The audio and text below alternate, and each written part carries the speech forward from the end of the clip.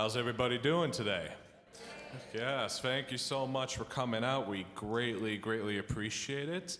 To those of you who don't know me, my name's Jason Volovar. I am the music director here at St. Joseph's, and this is my brother from another mother, Colley.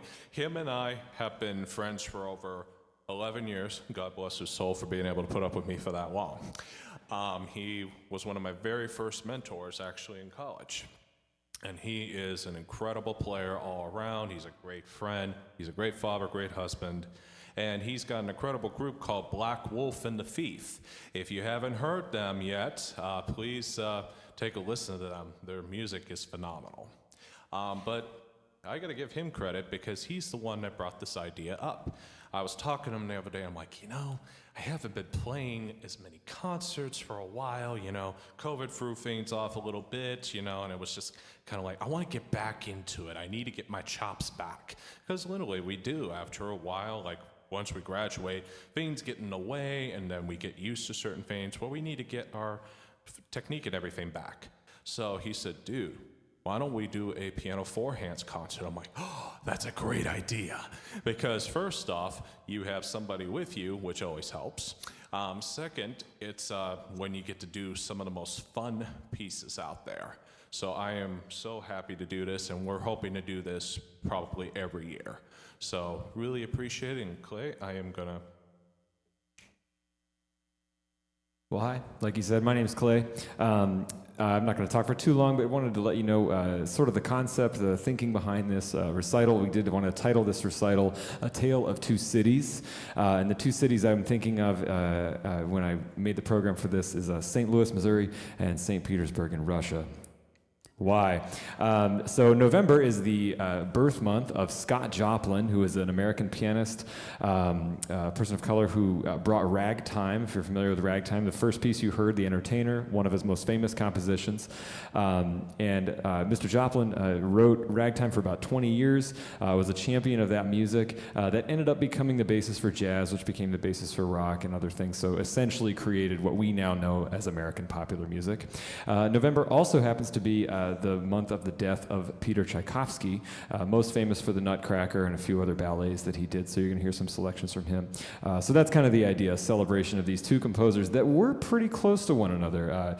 Tchaikovsky died in the 1890s, and that was right about when Scott Joplin was starting his career, so there's some cool parallels, even though their music is vastly different. So we're going to move on to our Tchaikovsky selections. We're going to do 3 selections from the Nutcracker, his most famous ballet, that no one cared about when he released it, actually. It was a total flop, and it was never popular in his lifetime. But after his lifetime became very popular, so we're going to be doing the March, Dance of the Sugar Plum Fairy, and the Russian Dance, the Trepak.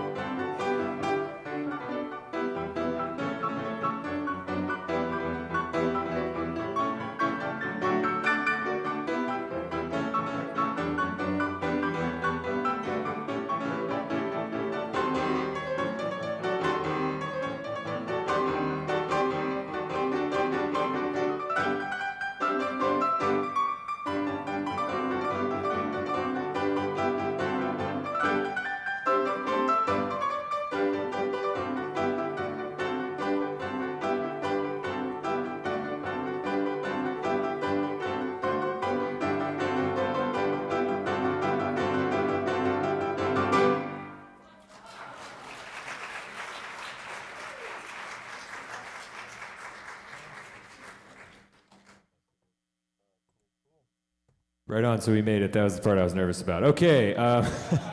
So now our next selections are going to be from Scott Joplin. These are two tunes from the middle of his career. One of his big things was that ragtime wasn't taken seriously. Now it's interesting that we listen to it and think about it as this kind of more classic sounding music, even though it's like a little jazzy. But there's an article from the 20s in a magazine called The Etude asking the question, does ragtime put the sin in syncopation?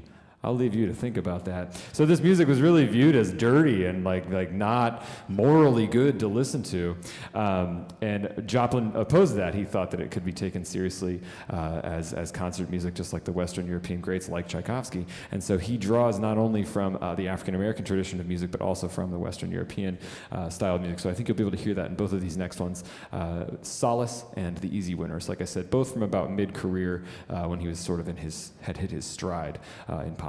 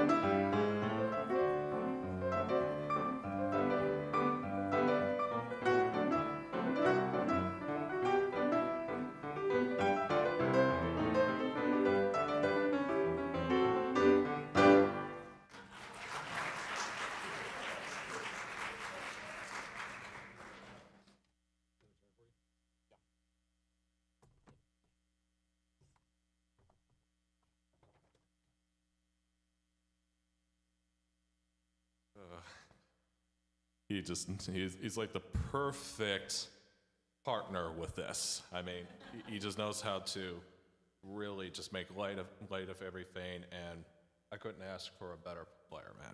I mean, he really has. He's done so much for my life you don't even know. He's an incredible friend.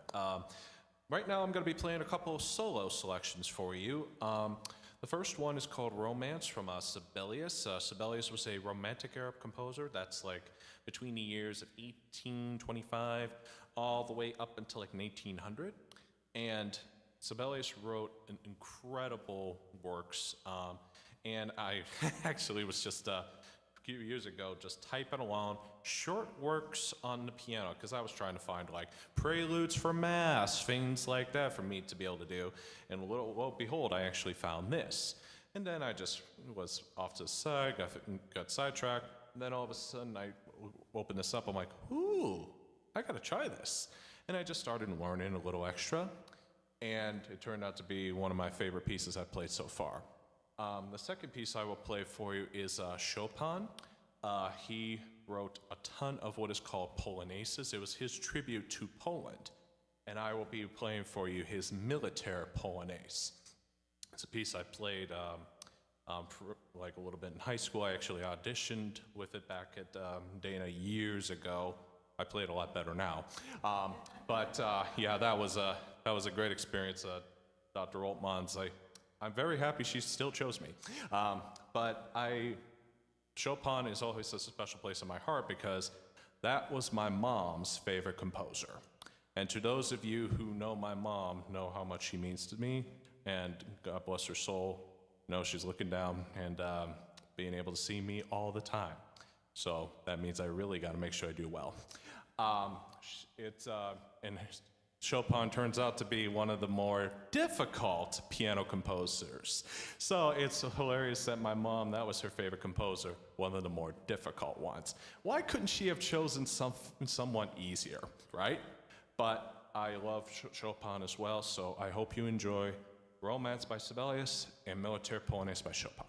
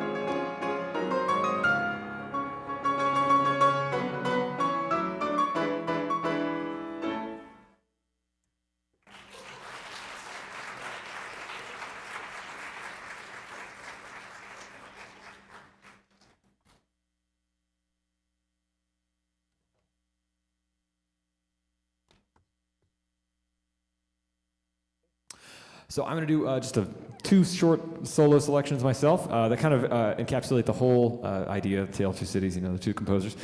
So Tchaikovsky was most famous for his ballets. That's what most of us know him for. But he did write quite a bit of other music. One thing that I am particularly in love with is something he wrote called The Seasons, which was a commission for him from a musical magazine. And it's this really cute idea where he wrote a piece that was supposed to sound like each month of the year. And so each one has like a little poem that goes with it and like what it's supposed to be about.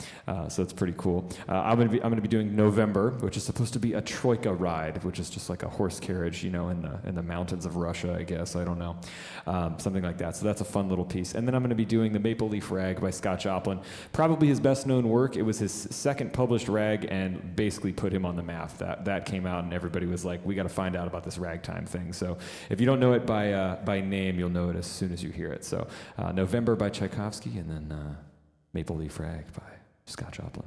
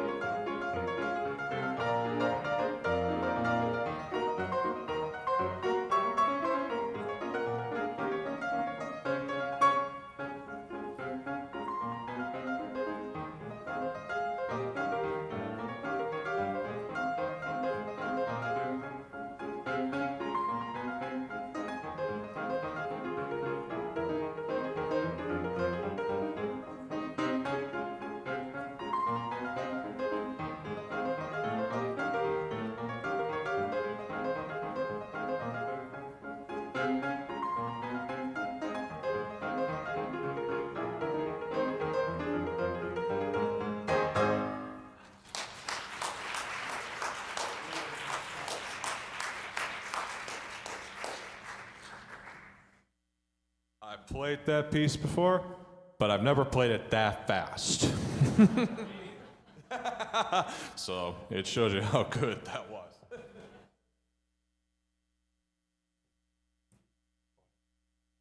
All right, so we're near the end. We've got, I say we're near the end. We're going to do one more collection of music. It's 5 tunes, all like just kind of classic American songbook tunes, arranged for 4 hands. Just kind of fun little thing to end our concert with.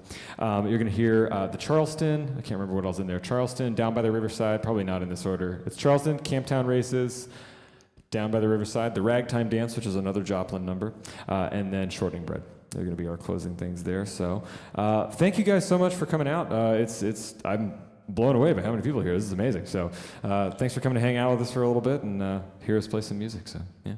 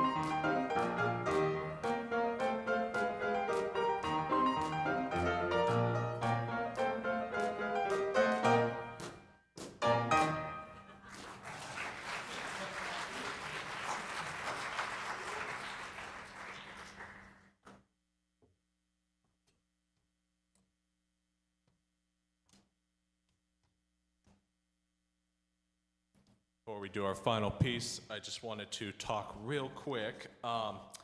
We are doing the I Give Catholic campaign here at St. Joseph's, and this year it is towards the Sacred Music Concert Series, which this performance is our opener to this series. It's a series that I've been wanting to start, and thankfully Jim, Father Fedor, and David have been so incredibly helpful with getting this campaign started. You'll see envelopes that you could make a donation for it. There's also a QR code on a sheet here. You would like to donate that way, whichever is the most convenient for you. Please, anything you can give would be greatly appreciated, because we can bring guest artists from all across the country here to our beautiful Church of St. Joseph's. Because we got two magnificent instruments, hey, why not showcase them? We'll also have like our contemporary ensemble do a concert. We'll also do more of these. I mean, it's just gonna, the list is huge. But the one thing is we want to make sure we be able to give some kind of compensation to them, because they work so hard to make these programs happen. So anything you could provide would be greatly appreciated. Thank you very much.